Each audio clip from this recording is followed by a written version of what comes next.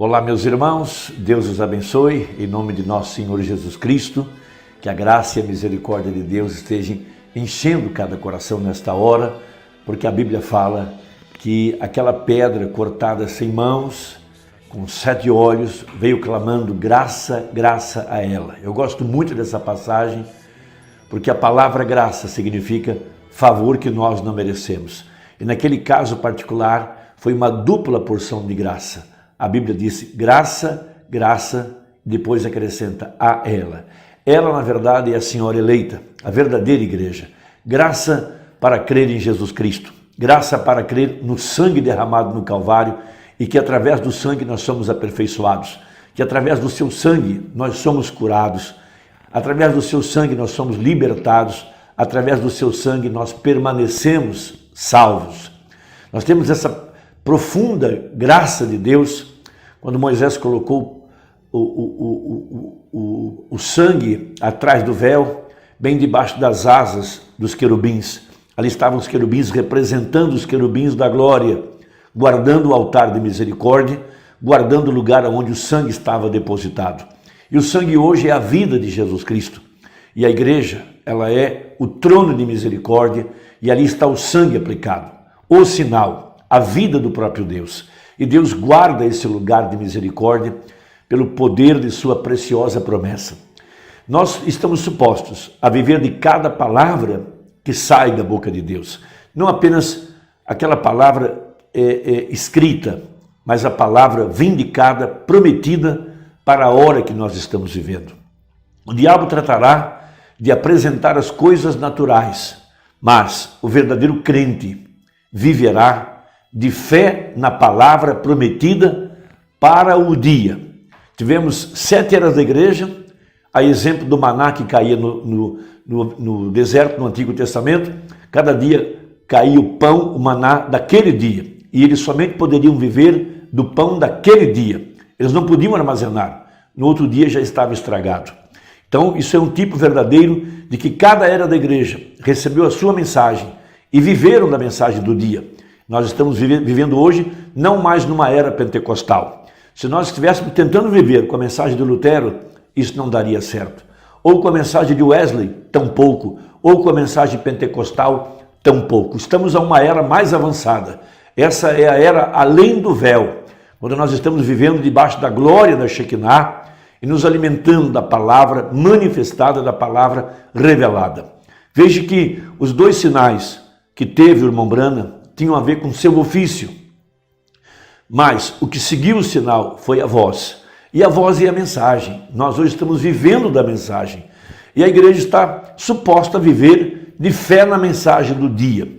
Por isso em Mateus capítulo 4, nós temos uma escritura muito importante, quando Jesus foi tentado pelo diabo, e ele foi testado para ver se ele viveria da palavra de Deus para aquele dia. Então veja, o grande ataque do diabo foi para desviá-lo da palavra prometida, para levá-lo a viver de coisas naturais. O segundo grande ataque foi levá-lo a viver de uma interpretação falsa da palavra, porque o diabo tomou os salmos e interpretou de uma forma errônea para Jesus Cristo. Foi o segundo grande ataque.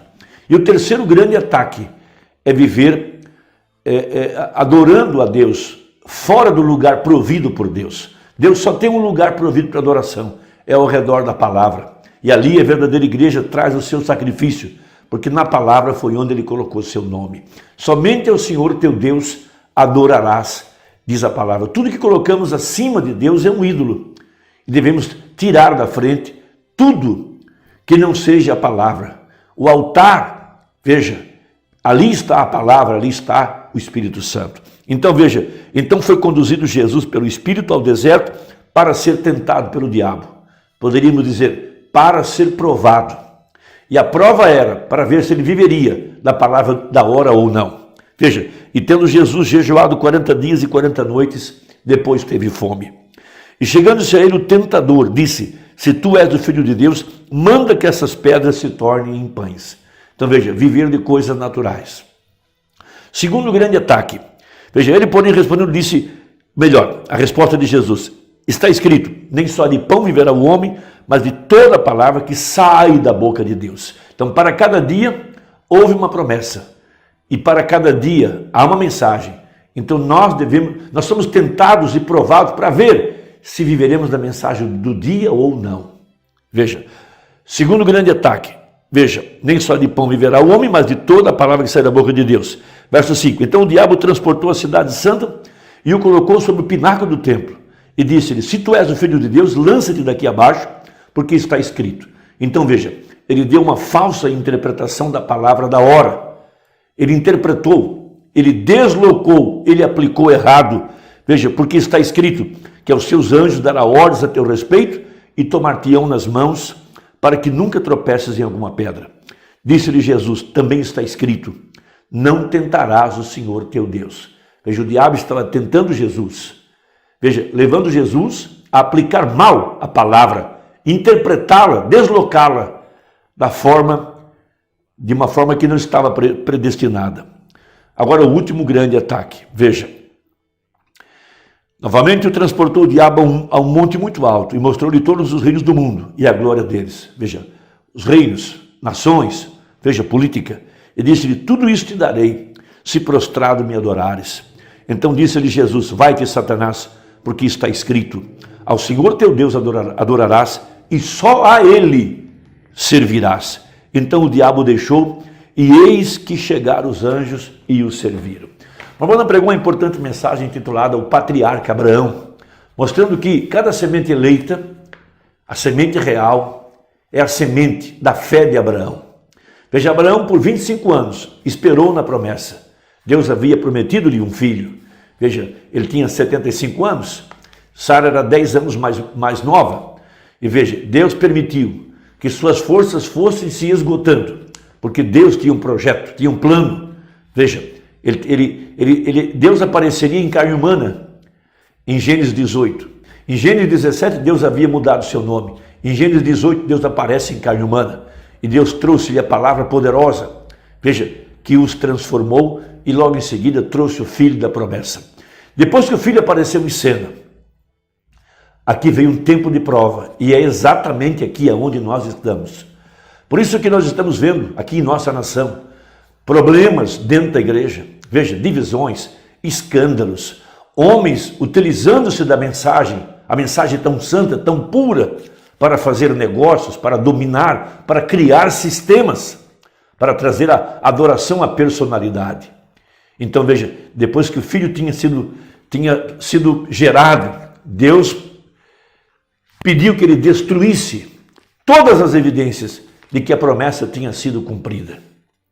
Veja, nós estamos aqui nesse tempo de provas, veja, para viver de fé nessa mensagem, viver da palavra do dia, crendo nessa verdade.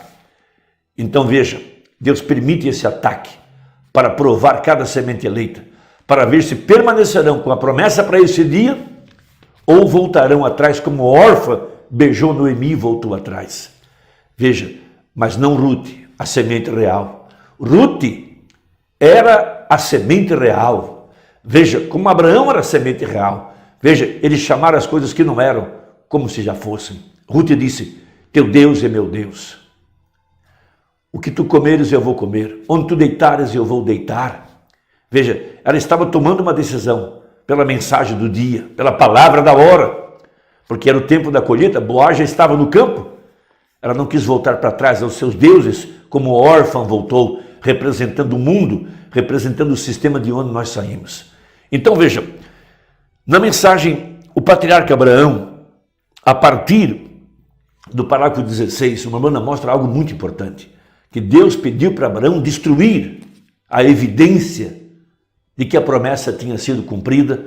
Deus pediu que Abraão sacrificasse o seu próprio filho. Por isso nós temos que entender o dia que nós estamos vivendo, a escritura para esta hora. Nós estamos sendo provados se permaneceremos com a verdade dessa mensagem ou voltaremos para trás. Então disse o profeta, e é assim que Abraão creu em Deus. Agora, ele recebeu o pedido de destruir toda a evidência que a promessa dele seria cumprida, mas ele estava certo de que Deus podia fazê-lo, ou seja, de que Deus iria ressuscitá-lo, de que Deus cumpriria sua promessa. Veja agora, não somente ele deu esta grande promessa, mas também a deu a sua semente. E porque Abraão foi fiel e guardou a palavra de Deus, que Deus lhe prometeu, e sabia que Deus podia ressuscitar este filho, e ele não poupou o seu próprio filho. Veja, Deus foi um tipo de Deus entregando seu filho, claro, enquanto ele subia a montanha carregando a lenha e assim por diante, como Cristo mais adiante carregou seu próprio bloco para o sacrifício, o próprio madeiro, morro acima, para onde ele seria crucificado. Mas entendemos que nisso, ao fazer isso agradou muito a Deus, ver que Abraão o amou acima de qualquer coisa na terra, até o seu próprio filho. Veja, o diabo ofereceu todos os reinos para Jesus, toda a glória, ofereceu fama, interpretando errado a palavra, tentando levar Jesus a viver de coisas naturais, como nessa hora nós somos tentados. Veja, mas aqui está expressado o nosso amor, em permanecer com a mensagem do dia, permanecer com a mensagem da hora, crer que Deus é capaz de sustentar sua promessa. Ele o amava acima do que qualquer pessoa pudesse dizer, do que qualquer pessoa pudesse fazer. Ainda assim ele amava Deus bastante para crer em sua palavra. Todos da semente de Abraão creem em Deus assim. Eles estão crendo em Deus. E sabemos que isso agradou tanto a Deus, que foi isso que ele disse: a tua semente possuirá as portas do seu inimigo.